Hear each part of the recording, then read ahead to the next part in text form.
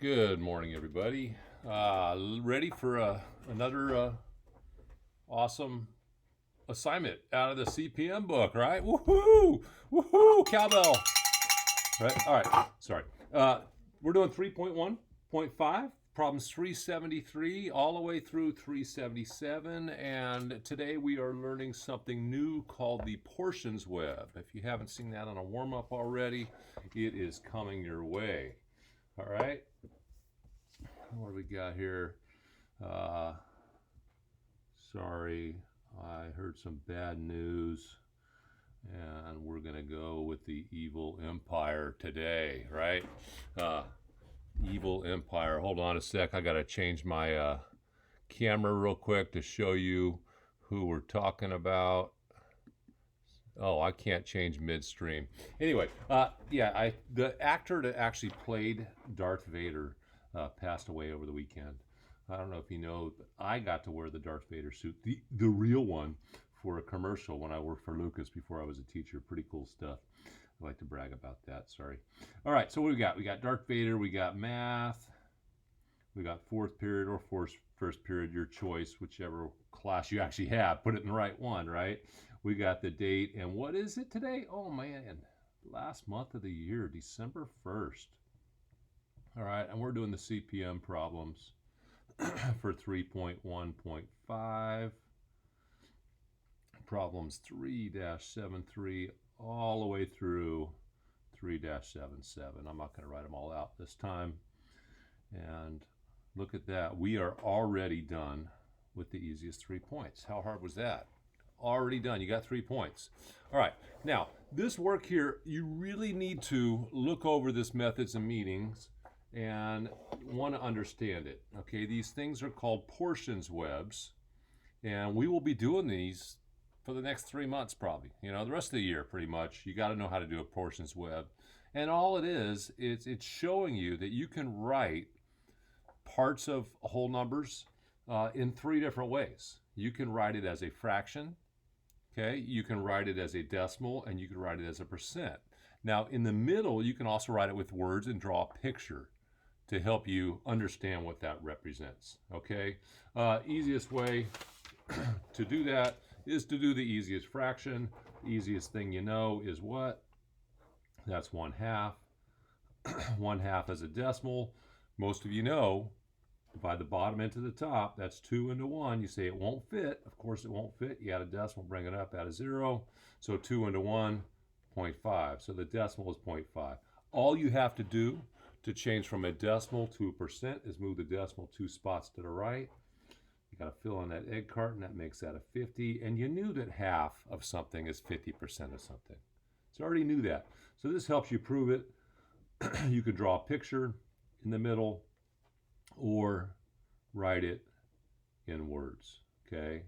But that is a portions web, okay? We need to be able to do that this chapter, this quarter, this year, okay? I'll do another video on that, but you have to know that. Please look over this page before you do the homework, okay? This is something you would do in class, okay? Along with, you know, every time we start we do homework on something out of the book, normally in class, we would have done some of these problems in class, okay? So all of you that are under the perception that you're working too hard, you gotta know, we're skipping stuff to get through what we're getting through.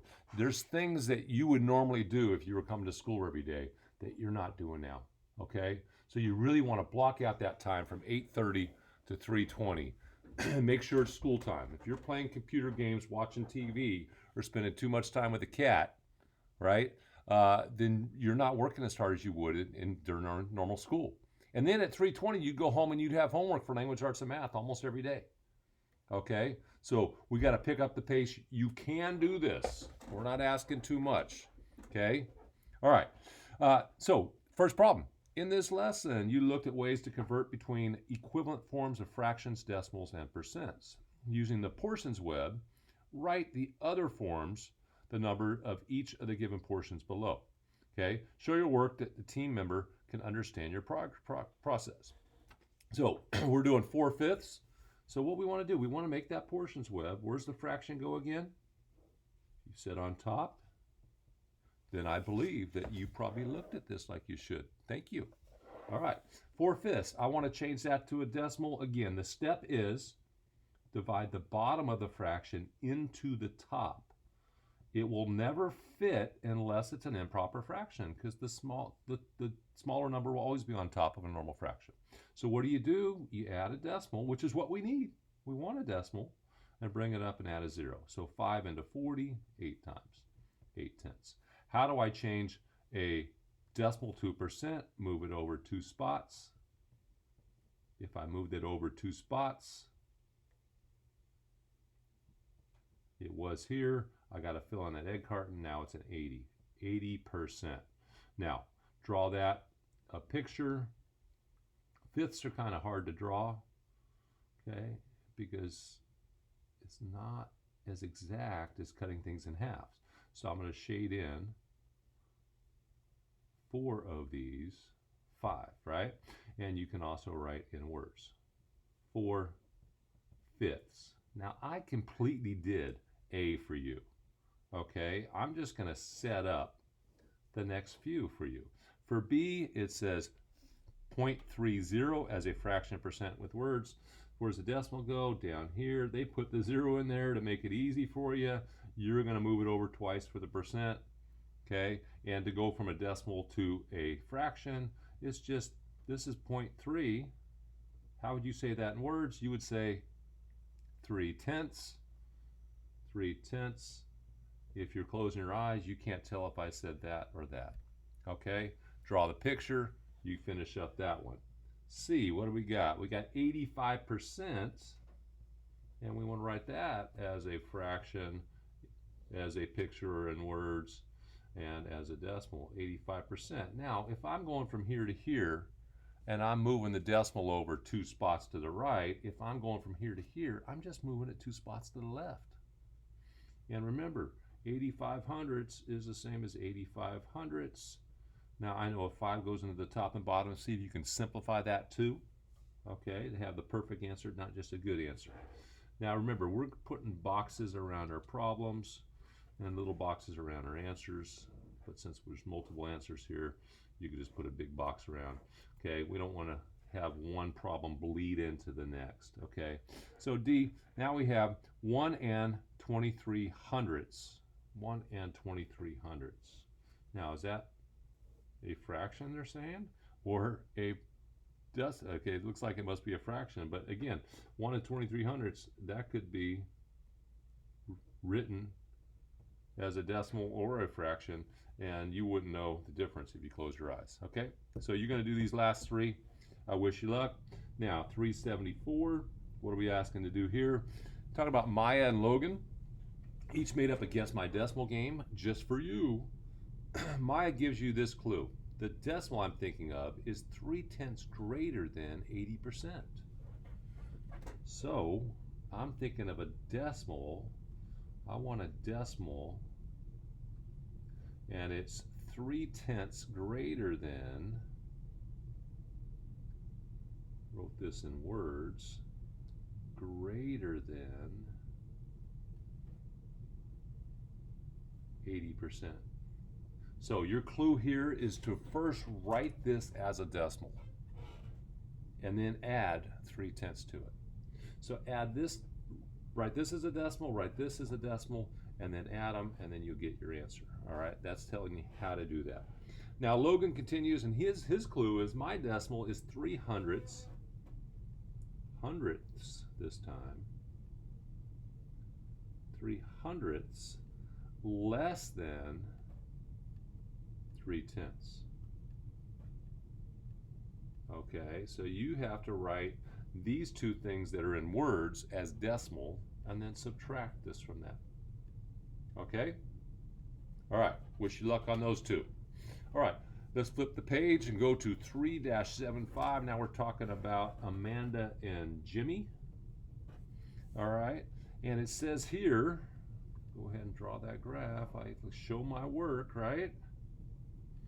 All right, 1, 2, 3, 4, 5, 6. 1, 2, 3, 4, 5, 6. Like to have them evenly spaced out, so we have what's called common intervals, right? Then we have on the left side, we have 10, 20, 30, 40. Easier to space these out because I have lines to help me, right? If you have graph paper, it helps you that way too. And where's Jimmy here? Jimmy is over 2 and up a little bit past 10, looks like, right? Over 2, up past 10. I'm going to put Jimmy. And then Amanda is over 3 and past 20. Over 3 and past 20. And now let's read the problem. What do we got here? Okay, they have jobs as dog walkers. Examine the graph at the right and answer the following questions. So A, it says who has more hours of dog walking? And how do you know? Who has more hours? Now again, down at the bottom here is hours, and going up here is dollars earned. Important to label your axes, right? X-axis, Y-axis, horizontal axis, vertical axis. You want to label those. I didn't label them before. All right, so I'm going to let you figure that out. Try to figure out who has more hours. On B, it says who's earned the least money. More hours, least money, and you're going to look at the graph and figure it out. And then the third question is, are both students earning the same amount of money per hour? Okay, and that is a good question. You got to look at that and see if you can try to figure it out. And you might look at this in the book because it's probably a little bit more accurate than my picture there. Okay, but that's one I want you to struggle with and try to figure out. That's not one that there's one right answer usually. Answers are open to discussion on some of those, right? So just do your best, okay? I want to know what you think. All right, 3-76, let's flip them over here so we can see this and this. And what do we have here happening? Get my toolkit out to hold that. And let's hold it on the bottom though so I can see the top. Preston picked 5 playing cards and got a 2, 3, 6, 5, and 1. What 2-digit and 3-digit numbers could he create that would have the greatest sum? What is sum again? If you are learning how to be bilingual, speaking English and Mathish, you know that the sum is the answer to an addition problem. Okay, so you are going to put those digits into a 3-digit number and a 2-digit number that would get the greatest sum. Okay, and is there more than one possibility? Answer that too. Answer all the questions. The last thing you do before you move to a next problem is always say, did I answer all the questions? All right, so if I just put those in order and said 236 plus 51, what do I get? Can you get something bigger than that? Okay, try it and play around and see if you get the biggest total you can get, right? And then answer that next question. Okay, is there more than one possibility? And what is that sum?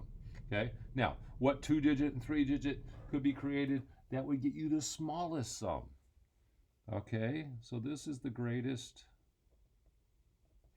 Ali, the greatest of all time. All right, the GOAT. And this is the least.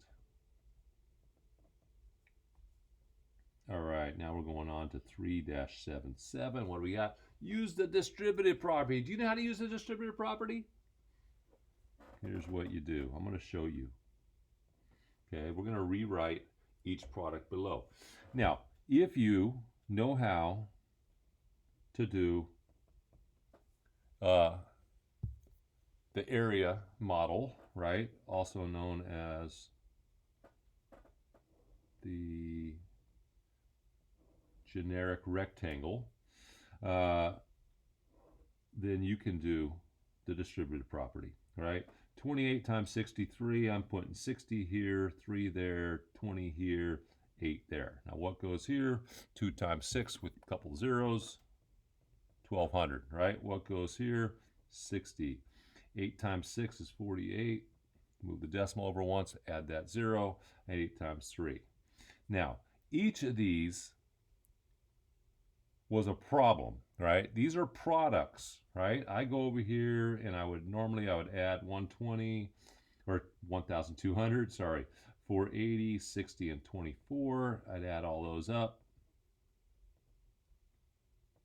And you get 1,764. To make this into a distributive property product, all you do is take each of these, and each of those products came from something, and you put them in parentheses, right? And see how I added each of these? So I'm going to add this and add this and add this and add this. But what is this? This was 20 times 60. So I'm going 20 times 60, put it in parentheses, and I'm going to add it to this. What was this? 8 times 60. Put it in parentheses. And then I'm going to add it to this. What was this? 20 times 3. Put it in parentheses, and I'm going to add it to this last thing, 8 times 3. And then I'm going to put 1,764. What am I going to go back and put in front of this? Well, what was my original problem? 28 times 63. So this shows 28 times 63 using the distributive property. Okay, so that generic rectangle to distributive property, we didn't used to do this generic rectangle. We used to have to try to teach this with all sorts of other techniques. And I have to say, as much as there's parts of this book that I don't like, okay, this is an effective way of learning how to do the distributive property, okay? Because it's kind of a hard thing to teach without that, okay?